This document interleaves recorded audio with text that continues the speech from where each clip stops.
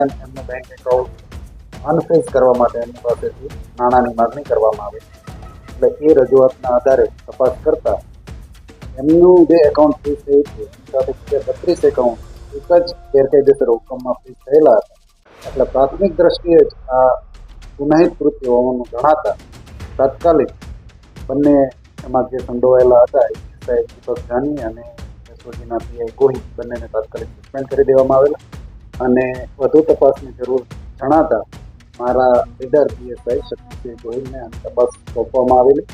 તાત્કાલિક અમારા પીઆઈ અને આખી ટીમ દ્વારા એસઓજી ઓફિસ ખાતે જઈ અને તમામ રેકોર્ડ કબજે લઈ લેવામાં આવે.